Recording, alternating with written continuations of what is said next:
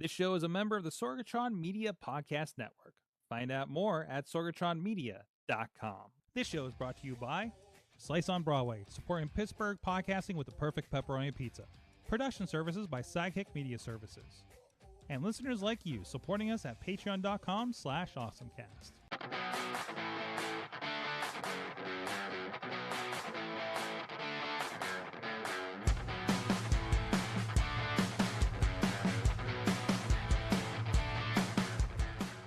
It's time to get geeky, get awesome. It is the AwesomeCast. I'm Mike Sorgatron on the Twitter here in the Sorgatron Media Studios in Pittsburgh, Pennsylvania, hanging with all y'all today. And with us, first of all, from Studio C in the Big D of Dormont, Pennsylvania, he is a gadget guru of Big Bank International Esquire. It is the Chilla.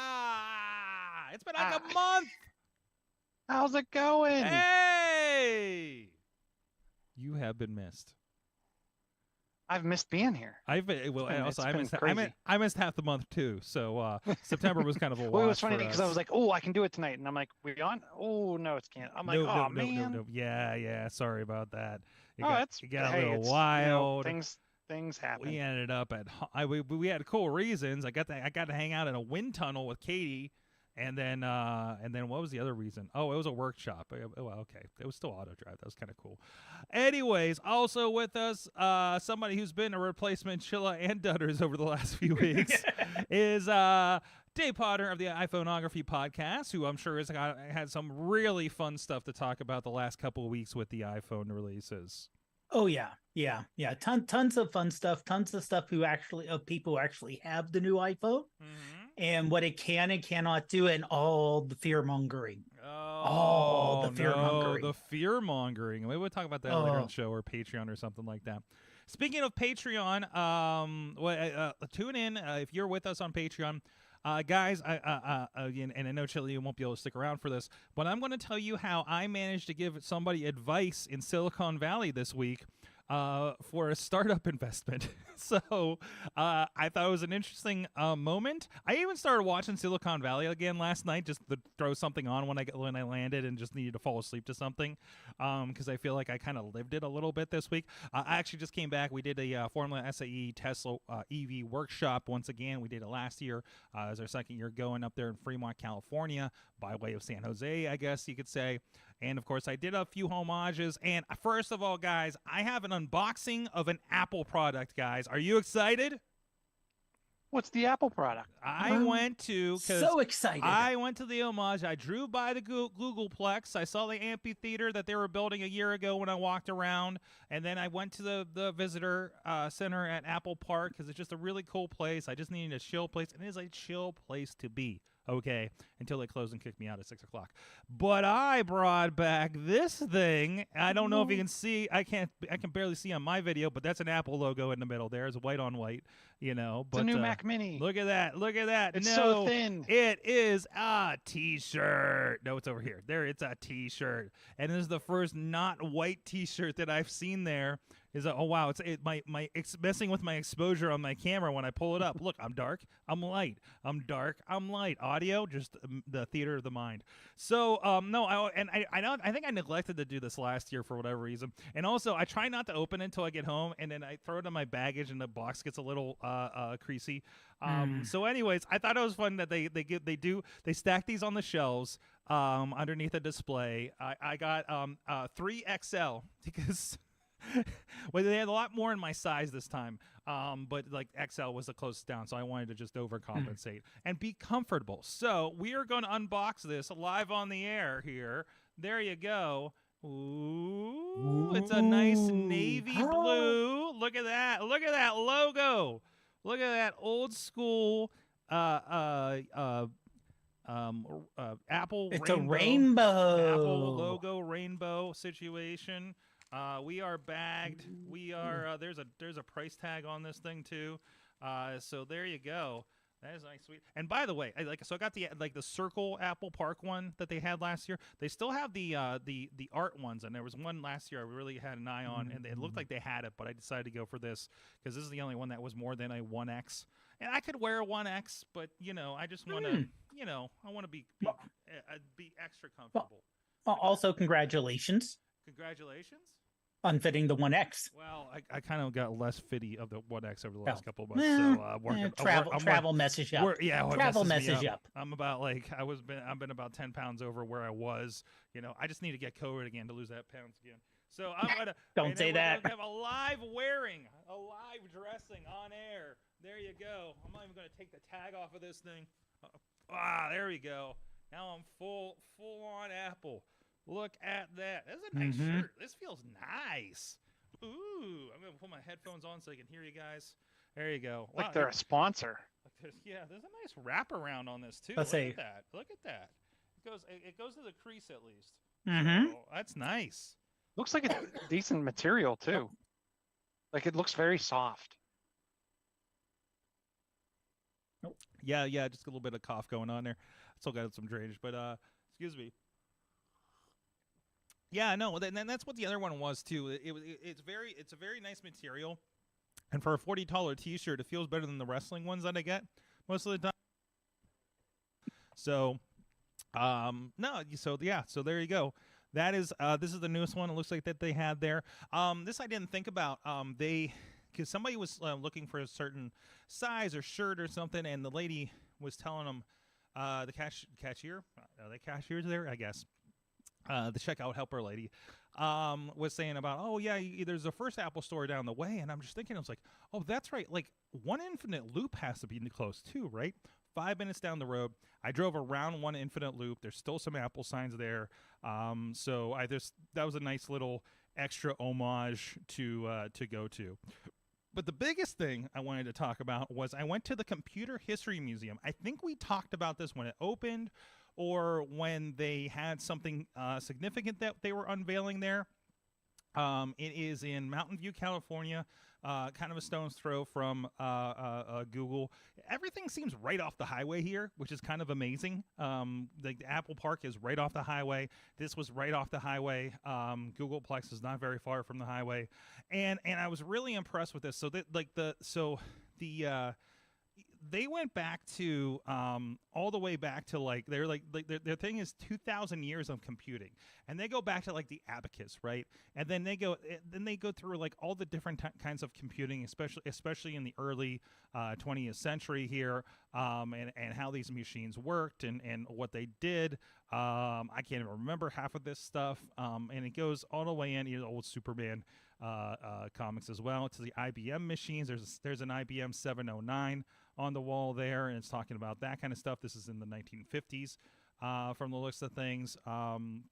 Old radar things. This was kind of the interesting thing, a nice note from this. This is like one of those radar scope looking computer monitors, and you notice they had to sit here, and I think they were doing projections for missiles or bombs or nuclear testing or something like that. And you notice on the left here, if you're with us on the visuals, there's an ashtray and cigarette lighter. And and the note on this was the job was hours and hours of absolute unmitigated boredom, followed by moments of sheer terror. So I imagine there was a lot of smoking happening there, and actually there's a close up there of the thing. There's a Cray 1 computer that was sitting there. There was this is a computer that Honeywell was trying to market for the kitchen computer. There's supposedly only 2 of these were made, but it was featured in a catalog. So it is pretty interesting. There's a Silicon Valley napkin from the wagon wheel in the 1970s. That was a lot of fun. A lot of great displays. Intel over the years. This is an old robot from the 1970s from early AI work that they did that they called shaky because the movements were very shaky. So a lot of other kind of robots. And then, of course, you got into things like AutoCAD, Pixar computers. There's a Pixar old Pixar computer from what does that say? 1986. They had, of course, and there's a QCat. I was excited about that because I have a QCat. Yes, I didn't even know. I just noticed that they have wired tape to the side of it. We'll talk about QCat some other time, or you can look it up in the archives. And then of course they had a small video game section with the Pong and early prototypes of Atari there on the left. But along with this is just a very cool display of this. It took about an hour, so much that my Tesla, I have a lot of over limit fees for our idle fees. Don't leave your Tesla, by the way, on the charger. They charge you a lot, especially in California. This is exciting. The Apple One computer, which is just a circuit board in a wooden box for the most part. But they have that there, as well as just a lot of other stuff. So this is one of the original Google servers, rack servers that they had on here, and that is a early DARPA internet computer that they had back in the day. This is very, very cool. Wait, where is it? Yeah, that was the next computer. So that's probably familiar to Cynthia Klosky, who used to work there and told us some her one meeting of Steve Jobs. There's Jarvis, or Jeeves. I'm sorry. There's Jeeves. Ask Jeeves himself. I asked him questions. So really Did cool. he answer? Yeah, no, he did not. Pets. He's shut down. They said they turned his server off. There's a Pets.com sock puppet. They had a Waymo car in the lobby by the cafe. So very worthwhile. And then they had a whole section on. I love that there's this world's smallest computer display here, and it's from Michigan, University of Michigan, that we do a lot of work with for AutoDrive. World of Warcraft server blade. And then they had a software section where they had a whole corner about World of Warcraft. They had a section on Wikipedia. This is what my Patreon is going to be about. This is the fellow that I helped with some advice, where we took a picture by the car crash testing Ford Toyota section. So, but we'll get to that in the post. So yeah, it was very cool.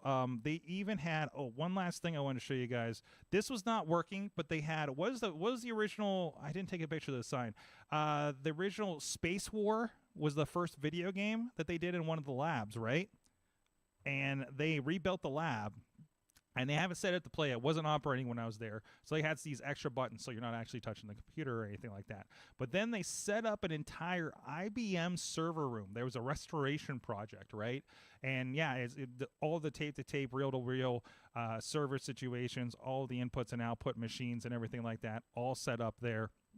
It is the 1401 demo lab. So that was very cool to see that, and see just how some of the parts are just look like off-the-shelf parts when you look through. Like there was a clear space, and just you look at all the wiring and everything like that, how not clean it was, which is actually kind of wild because I'm going from that to we were doing the EV workshops with Tesla. And one of the SAE sections is talking about building your box and the access and everything like that. And I'm looking at these, and I'm just they just kind of threw the wires in there, because I don't think there's anywhere else for all the wiring to go for the bandwidth. They just need a lot to happen over there. So that was very cool. It's the Computer History Museum, computerhistory.org. And I have one more awesome thing to go along with that. Because there was a little QR code sign when I walked in. I'm really, really, really glad that I caught this. It is a museum guide. You can use a web version, but there's also an app. It's called GuideGo, GuideGo, GUIDI-GO, that you can pick up on the App Store. And then this actually has, looks like it's got tours from stuff at the Heinz History Center here in Pittsburgh. So that was kind of cool. But there was a web version that you initially go to. And there's my notes, so we'll get out of that. And you can do a walk around here. And then as you go, there's actually an audio tour that happens as you go from display to display. And says, hey, walk over here, and you'll see this thing. And you could actually do the Computer History Museum tour in browser here and actually kind of see what's going on there. So that was very cool. I listened to the whole damn thing, guys. I took the entire audio tour of this thing, and I am not somebody that does audio tours of museums, right? This completely got me. I was completely down with the idea, and I loved every minute of it. So if you're in the near Mountain View, California, in the Bay Area, highly recommended to go to the Computer History Museum, computerhistory.org, for more information. And that's just the tip of the iceberg of what they have there. So it's a very, very fun experience for that. So, but yeah. So anyways, I have some other things probably to talk about maybe later if we get to them from the trip out there. I did drive a Tesla again. I did not get myself in too much trouble with it this time, mostly. But so Well, let me ask you. Last time you were out there with the Tesla, wasn't Dutters with you, that was in Florida. or was that was in Florida? Okay. That was in Florida back in March. So, well, I'm taking the tag off. This is really itchy. Hold on. I'll just hang it there. There you go. There you go. That's my little extra deal. All right, we'll take care of that. Mostly entirely. So that was kind of cool. Chilla, what is your awesome things a week? So my awesome thing of the week is an actual app for your iPad. I haven't tried it with the new iPhone yet. It does, from my understanding, require a device with a USB-C port. Yep, I'm out. But it is an app called Orion, and it pretty much turns your iPad into an HDMI monitor. The cool thing with I've wanted this for so long. So it's interesting because the iPad or iOS now, or iPad OS, I guess, it lets you hook in an external webcam now. Mm-hmm. So it's kind of using some of that tech. But I bought an uber cheap $9 USB-C to HDMI capture. Mm-hmm. This is not the equality that you're going to get out of like an Elgato or something along those lines. But I will say, like, I used my iPad, and I have the big Pro. I used it as a secondary monitor for my laptop, and it was rather impressive. Even like doing some video, like watching a video, anything that's normal, just screen type work, refresh rate's great. I'm actually, because I am so happy with it, I'm actually thinking about getting the Pro version. You don't need the Pro version to do, to me, anything, professional with it. The Pro version gives you you can set it to, it does claim to unlock an AI powered 4K upscale for video input. I'm not that worried about that. It actually has a CRT filter for old school gaming. It has and kind of gives you like that VHS playback type vibe. But I don't know, like, not having to carry, because a lot of times, and I don't want to pick it up because it's actually hooked up right now.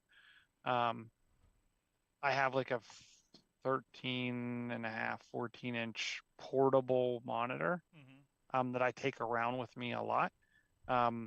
Now I don't even take that. I just bring the little dongle, and I am off to the races with pretty much anything. I plugged my Switch into it. Yeah. That worked well. Anything that you would want to take a small kind of TV with you to do something, whether, I know I've read reviews where they're kind of using it as an external monitor display for camcorders, for photography, for pretty much anything that you would want to plug something into. Yeah. And you plug the dongle, fire up the app, plug the dongle in, and you're off to the races. It's kind of cool. The first time the app starts up, as you swipe across it, it makes it look like you're like tearing open a box. And it just works. I love that. So I've been, because I have an old, an iPad, of course it's Thunderbolt, so it's not going to work with this, but I'd love if somebody had an option for that to work as well. And I'm always carrying around that and phones and things. I'm like, why can't I just do it? And just so you know, and this is what I use for the switcher and stuff. And I brought 3 of these with me to California, because these are this is a Tomos Ninja.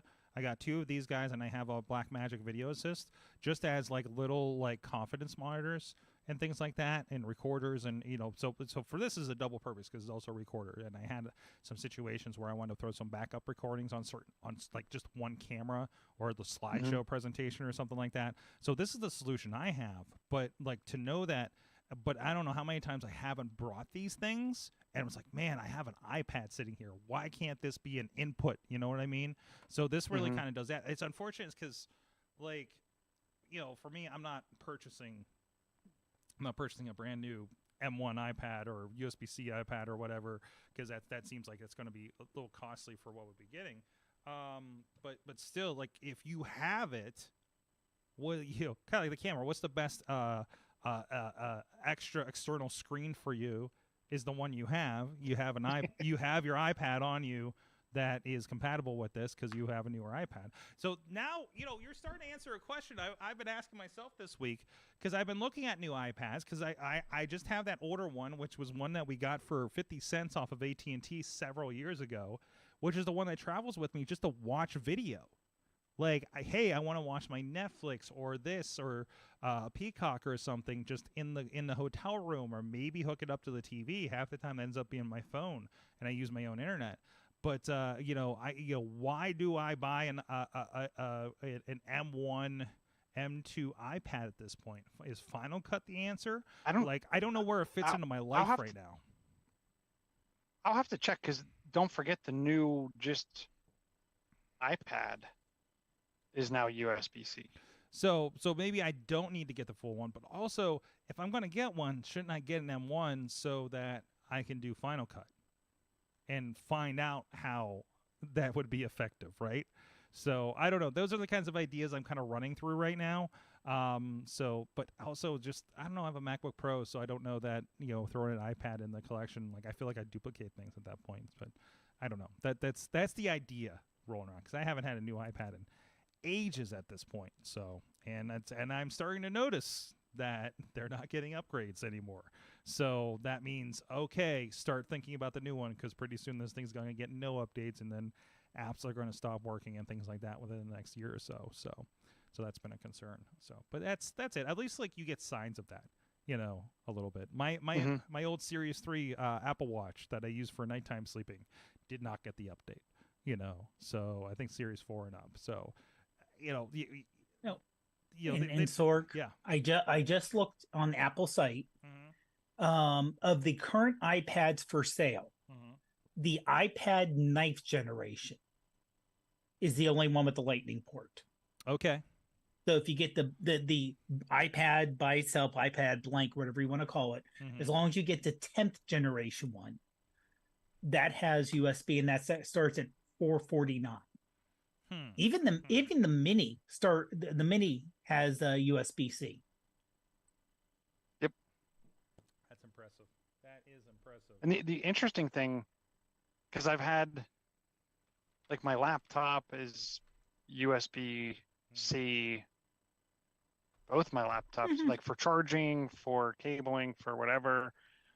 I've been running the iPad Pro for the last couple generations, and it's USB-C. It's interesting. I never realized how many lightning cables I was keeping around just for my phone. Literally just pretty much for my phone. Yep.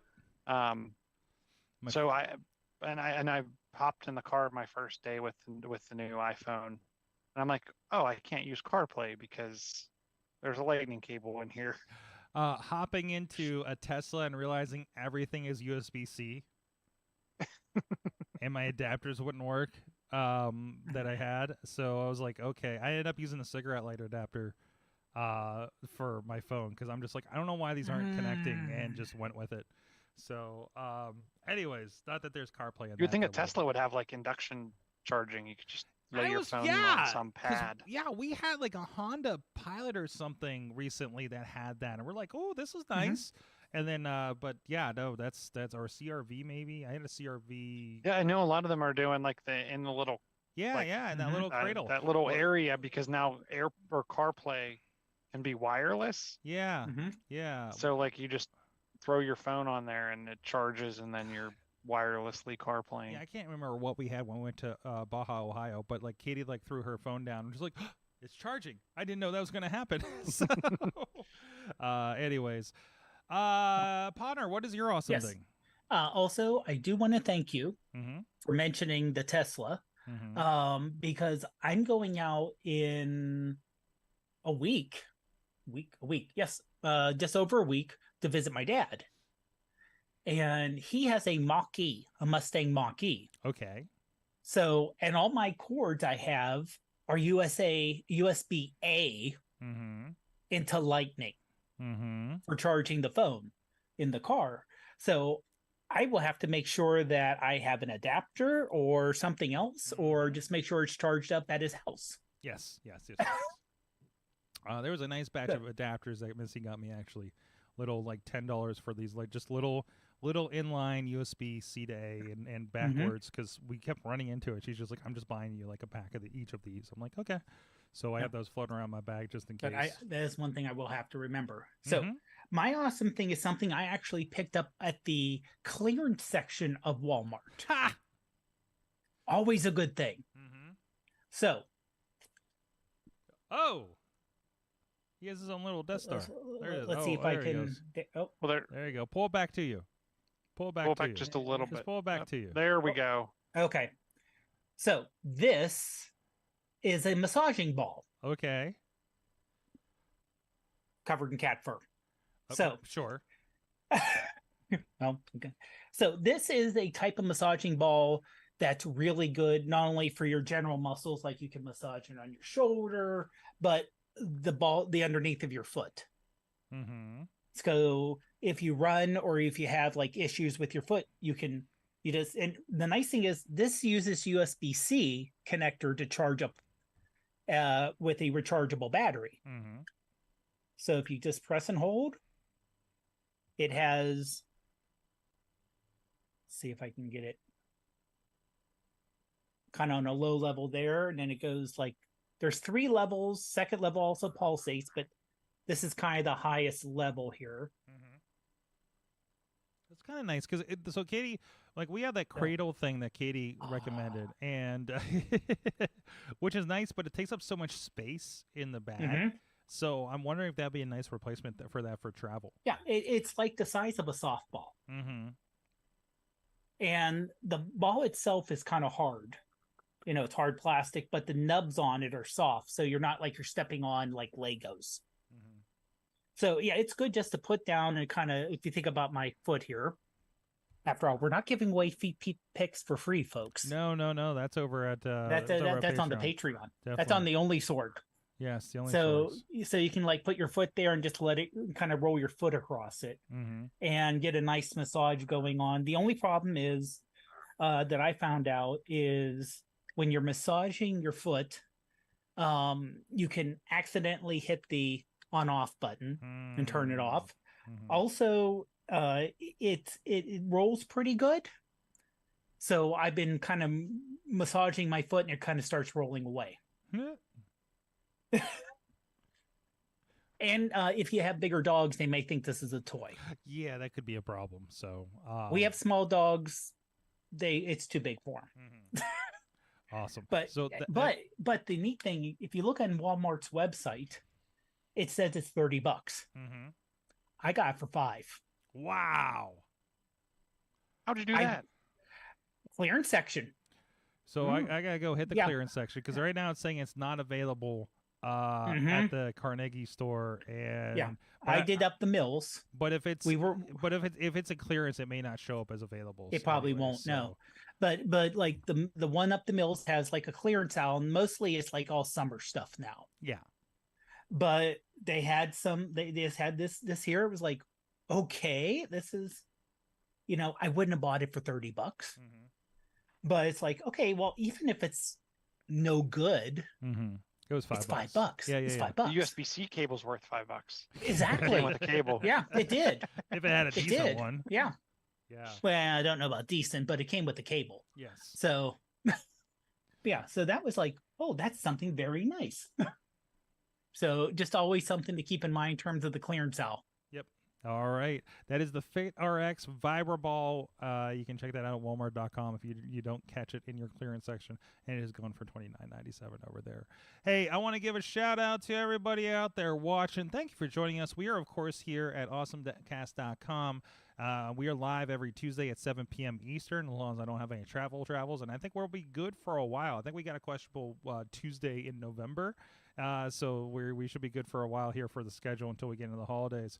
And of course, please subscribe, follow us, get us at the patreon.com/awesomecast. And we do drop a Patreon exclusive in there whenever we can, relatively weekly, as long as at least somebody can stick around to hear my stories. And who knows what we're going to research off of those too. Like, what did we were just like searching how if you could purchase a real dinosaur fossil last week. Was that right? That was a lot of fun, and then we're asking AI if we could do that. We were just kind of playing. It was a lot of fun to kind of do that for a little bit. So, but of course, thank you to our Patreon supporters that are putting a little bit into the cookie jar for us at the Coffee Club level. Matt Weller and Cynthia Klosky at the Fan of the Show level. Michael Fedor, John Diggy DeGore, and Dave Podner, spouse of Roos Julia Fair at roosjuliafair.com. You guys can also have me plug whatever you want for the most part at patreon.com/awesomecast. Thank you, everybody that does support the show. All right, let's see what else we have to get in here. I am excited about Raspberry Pi 5 because you know what? I think I need an upgrade to my RetroPie, guys. It is up from the $35 standard of Raspberry Pis. Not that it has been that for a while because of shortages, up to a massive $60. So you can go check that out over there. I think you can already order them. This thing has, I think it's a second HDMI. They're up to 2.4 gigahertz ARM quad-core 64-bit processor, new Video Core 7 GPU. Excuse me. Dual HDMI outputs, dual band Wi-Fi, Bluetooth 5, 2 USB 3s, 2 USB 2s, gigabit Ethernet, and it's got a PCIe 2.0 interface. And of course, that adds on to a lot more when you put, they call them hats that you can attach to these other boards that sit on top of them, like a hat. But then there's a power button, guys. There's a power button this time. So definitely worth looking at. I love hearing these things mentioned between the EV and auto drive workshops, like hearing things like Arduino boards and Raspberry Pis mentioned to do certain functions on the cars is just so wild to me. So I've just heard those in passing with the conversation or in presentation. I can't remember, but I know that's come up a couple of times. I'm just like, hey, I know that's interesting, that you can do that with that. So, but of course, they're like any other computer. If you assign it a task, that's going to be a nice bit for it. Somebody was trying to say something. The HAT stands for hardware attached on top. On top, yes, like a hat. On top. I read that with these articles. I'm just like, oh, a hat. Oh, okay, yeah. It's just a hat for the board. It makes a lot of sense. So, but no, these are really, really helpful. I think it's the 3 that I have, and it'll play almost everything up until like I start having a problem. It starts falling apart in like PlayStation N64 games a little bit. But no, definitely something cool, and could be like a if you have a task. I've seen people use these as there's one you could download. So if you wanted like a video playback device for like what we do here with video production, I've seen those kind of options for it, and I've been thinking about building something like that for that. But no, and Chilla, I'm sure you have a couple of uses for these. Oh, definitely. I actually want to get a new one. To your point, I kind of repurpose them as I upgrade, and the nicest one always becomes the retro device, retro gaming device, and then the other ones become something else. I'm feeling the same thing. Holes. I'm feeling the same thing. I feel like you can just probably swap the card between them, and you're good to go on the new one, right? So, yeah, and then I've had pretty good luck with that. So it's interesting because like a lot of the other ones, there's the pins. There's a pin set up for the power button. Because I've gotten. Let me see if I can find this one. So I don't think there's anything like that on the 3. Like you could have something attached. You mean? Before, at least I know that I'm pretty sure the 3 had one too. The 4, like how there's like the row of pins, and you could use it to connect jumper type pins to, like an Oh, old school yeah. computer that hooked up your power button, your reset Oh, button, yeah, I and your remember LEDs for those. your I remember having to so read the board and say, okay, how do I activate this LED? Put this pin, put this over these pins here. Like, I remember that from it's the going to be old. hard to see, but this is like one of my newer builds. But it's a Nintendo, right? And the pins are pinned out. So there's a power button on the the power So button the on the power Nintendo button works. actually works as a power button to turn it on, and then the reset button will actually reset it. The cool thing about this NES case, this is the old one, when you flipped up the front, there were more USB ports in here. This one doesn't have that, but what it does have is the game cart is a hard drive enclosure, and you can put this in, and it's an actual extra hard drive that's removable, Nice. in addition to the memory card that goes in the side there. Nice. So, yeah, so this was one of my I need to find one of those. my more enjoyable builds. I love that. I love that you can put them in things like that. You know, And they actually have on the bottom, there's like a little case area. that That that clip in there. that access port. But you can put more micro SD cards in there if you want to kind of swap them out for it to be a bunch of different devices. I love it. I love it. Cool. Very cool. Definitely not official by any means. So, No. So yeah, let us know. Hit us up, AwesomeCast at sorgatronmedia.com. Let us know what you would like to do or are doing with your Raspberry Pi, or hit us up on the social medias at AwesomeCast. On most platforms, we'll be looking for the responses there. And we are, by the way, on Mastodon. We are on, I think, everything but Blue Sky right now, because I just need more invite codes, I guess. So Threads, anything like that, find us wherever it makes sense. Reddit, we have some stuff over there, so go hit all that kind of stuff up too. Podner, you did have a couple of stories in here. Yeah, let me actually do the space one. Okay. So the FCC, space trash, which is a big deal. Yes. Because it's not just a matter of used satellites, which there's tons of dead satellites up there. And a lot of the early satellites, they thought, kind of like when people expanded out west in the 1800s, are like, oh, there's all this open land here. We don't have to worry about trash, refuge, stuff we left. Just throw it out. There's plenty of room. So the early satellites were like, well, we got to make sure it goes up. Well, what happens to all the junk that's up there? It's space. There's lots of room. It's a lot of space up there. It's lots why of space it's called, it's in the name.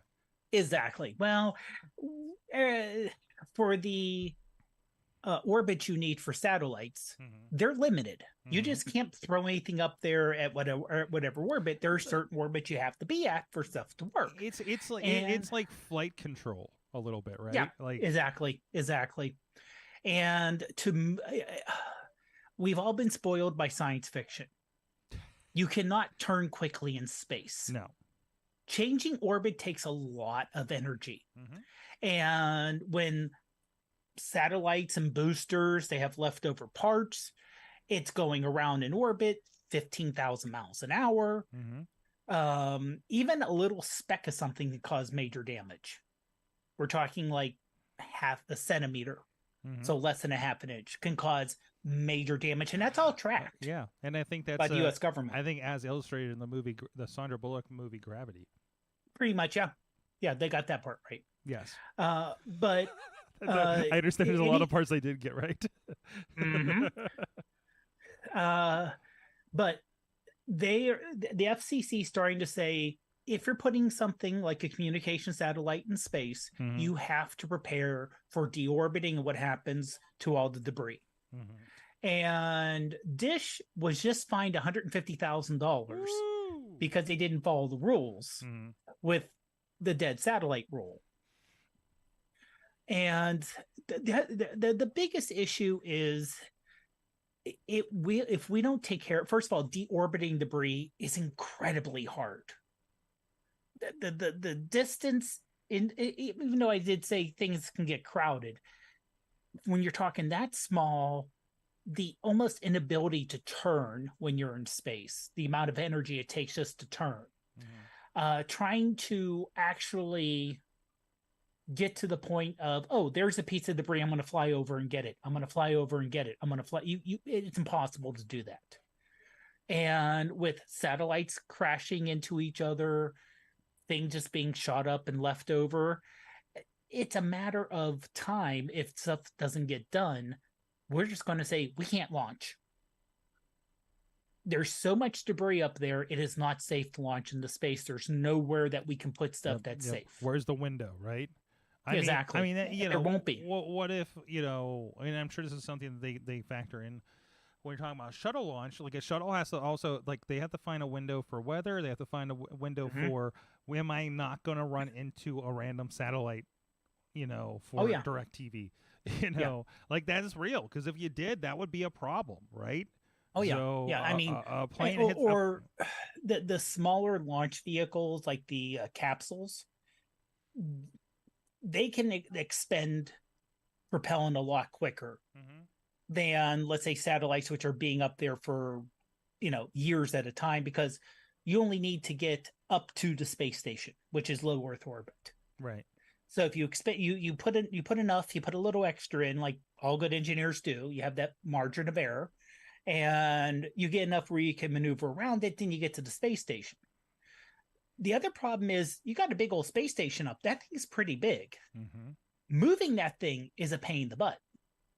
So if you have a piece of debris and you're having to move this space station, that's a lot of area that you have to move kind of all at once.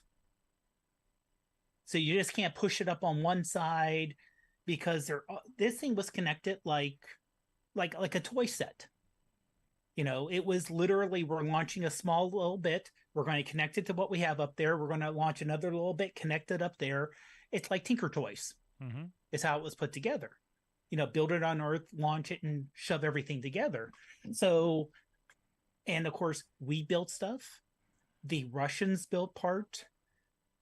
Japanese Space Agency, European Space Agency. We all built different parts, and we had to just kind of shove it all together and make sure it all worked together. So if you're moving, you have to kind of hit thrusters in different parts of the station at the same time, so nothing torques apart.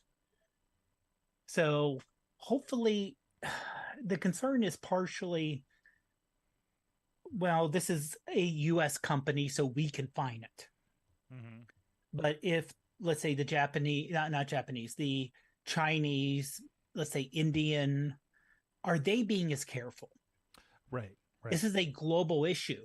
Right. And we can't just say, oh, China, you launched this, or you tested an anti-satellite weapon, which they did a couple of years ago, blew up an old satellite, and there was all this debris all of a sudden. We can't exactly fine them for that. No. So it's a global issue that's impacting a lot of people. And it's more than just, you know, oh, well, the billionaires won't be able to go off in space. So much of what we depends on satellites. You know, as we think about, like, you know, our TV delivery, our internet, you know, people in the middle of nowhere that depend on Starlink, you know, GPS, like, GPS, everybody, just about everybody uses at this point, and right? not even GPS to drive you places, but GPS signals to notice when things shift. So they will use GPS sensors on different parts of a roadway or different parts of a bridge to see if that bridge shifted or not, or if it moves. And they really good, and you know, they'll say, oh, you know, kind of using GPS, and they have to correct it. And so a lot of our current movement in the last 20 years or so, you take away GPS, we lose a lot of that. Cars have them built in a lot of cases now too. So airplanes use it an awful lot. Yep. I mean, military people still have to learn navigation by stars as a just in case. Oh yeah, it's like knowing Morse code, right? So like if everything breaks down, you can do this, right? But that's a major thing. I mean, if you follow what's happening in Ukraine right now, not getting political side, but you have drones which are pretty much made out of cardboard Huh. being used that Russia bought from Iran that's using GPS to basically be guided bombs, and it's made out of pretty much cardboard. Yeah. So it's yeah. So I mean, it is wild. But if the debris gets that bad, it impacts everybody. The growing pains of reaching out. I think the only reason why it doesn't happen much we don't deal with this on the ocean as much because it's not visible until we have the island of trash. Right. It disappears. Same with the satellites. But again, there's only so many levels of orbit that we can use. So it will be, I think sometime within the rest of our lifetimes, there will be some sort of international incident involving space, and probably involving satellites like this, right? So, I guess they're already was with the testing that they did, right? But I think there's going to be something a little more direct, kind of thing. Like, they're going to start crashing into each other because somebody did something wrong or something like that, or one of these deorbits the wrong way and takes out something vital. Starts taking out, takes out a direct TV thing, and everybody misses their. Well, I guess they're not Sunday ticket anymore, but you get the idea. So, anyways, very interesting, and we'll keep an eye on that. Chillo, you get to pick the last story. Sorry, you sent me down a whole pie hole. Pie hole? Looking at Raspberry Pi stuff. Right in the pie hole. You can. So are you guys having? So I see that last one. Right, iPhone 15 reported issues are piling up. 5 common issues. I'm not so far. Knocking on wood. I've seen heat issue, but only when playing certain games. So let's real quick. Let me run this down for the people listening that haven't read this. So there's been some, and this seems to always happen with new. If you get the first iPhone off of the line, like there's going to be a lot of weird stuff going in. The iPhone is allegedly getting way too hot. A bug that caused the iPhone to freeze during setup. Slow and laggy iOS. Fingerprint extracting case. New iPhone breaks too easy allegedly. So like that's some of the ideas, but again, this is early manufacturing issue. Yeah, and the bug that causes the freeze during setup, if it's the one that I'm thinking of, they had that patched by like noon Eastern on launch day. Sure. Like, and this article is from like launch day probably on the 26th. So what I've noticed, I updated my Series 8 watch to watch OS 10. By the way, I stopped paying attention to what's coming in OSs a while ago. And when this updated, it was very dramatic to me. So I've loved it, but my watch definitely dies a lot quicker. So, but again, this is a new OS. This is probably going to be like, we're at a 0.1 release. We'll get to like 0.2 and it'll probably solve most of the problems, right? So I again, yes, it's a new phone. Yes, you're going to have these problems. Yes, there's a small percentage, but when there's millions of them out there, that's a lot of people that are going to experience this, right? It seems like they make the same speech every year on Mac Break with Andy Anako, talking about how like every year this happens and the first one comes out and there's like a bounty program, a secret bounty program at Apple where if I come to you with the iPhone I got last week that just released and there's like something wrong or even if it breaks, they have carte blanche to replace it on the spot so they can send it back and find out what happened, right? Because they are figuring out like it is a moving target to figure out manufacturing. Not everything is right off of the line, and you can only catch a certain percentage of problems, and especially again mass scale. What they do is unfathomable in most manufacturing situations. That's why Tim Cook is a fucking genius with that. Sorry, I forgot what show this was. So it's but there will be weird stuff. It's hardware, it's software, it's whatever. This is the kind of thing we have to get used to. And when we work in these space, so and so much of us do, and that's imagining that the satellites stay up. So But I'm interested to see if anybody, I don't mind. I know. I think Katie has hers coming in November. She said last week. I think that's better because then I'll probably start looking at getting one in November, December before the end of the year, and at least like they've had a few reps. So you will get a better iPhone in 3 months than you got than most got last week, because it's been through the ringer manufacturing wise, right? So, Potter. Yeah, when I was talking about the fear-mongering early on, this is what I was talking. Oh yeah, about. this is over the top, sensational headlineism, isn't it? So now, it's gonna happen. They even said that the overheating is an iOS 17 thing, and there's going to be now. Who knows? They'll say there's a fix, and then they'll say, well, it didn't fix it or broke something else or something. Its software gets buggy. I mean, there's only so much they can test. Without getting millions out there. Yeah. So I would be interested in knowing what their beta now that anyone can participate in the beta. I wonder what their beta counts do look like, though. That'd be very interesting. Significantly bigger. Hey, we got a response from Steve from San Diego. Steve from San Diego, you're on the line. He's talking about there's 2 islands off the coast of San Diego, about 150 miles out, that the Navy uses for a firing range. That's not what I was talking about for the dumps, although those are probably dumps too. Potentially, I'm talking about like the thing where all the plastic in the ocean started like congealing together into one big trash island that floats on the Pacific Ocean. So that's the one. I don't know. I think that's the reason there's no plastic straws in California or something. That between that and the one getting in the turtle's nose. But yeah, no. Just to clarify, my intention. That's very interesting, though. I'm assuming those islands where a lot of things are dumped. Have heard some decommissioned spacecrafts are out there. Is that where they put the UFOs? Now we know. Now we know. Oh man, Chilla, it's good to have you back. It's good to be back. Yes, I can't wait to hear your new ideas for Raspberry Piing. Your Raspberry Pi face. Your Raspberry Pi faces. Yes, your Raspberry Pi faces. So at Chilla on most of the social medias.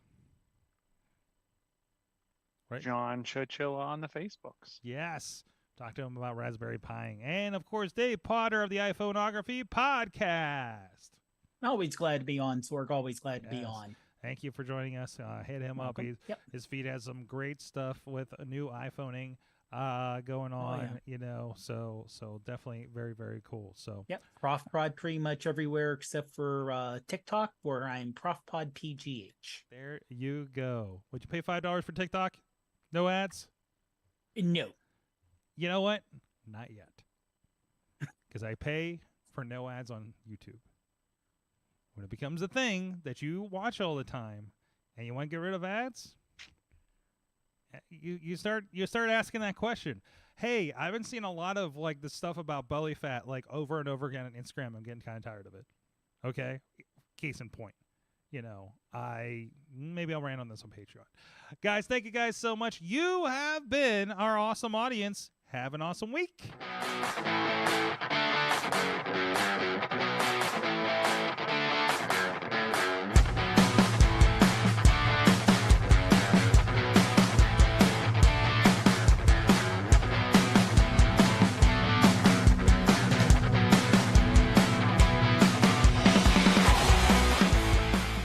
This show is a member of the Sorgatron Media Podcast Network. Find out more at Sorgatron.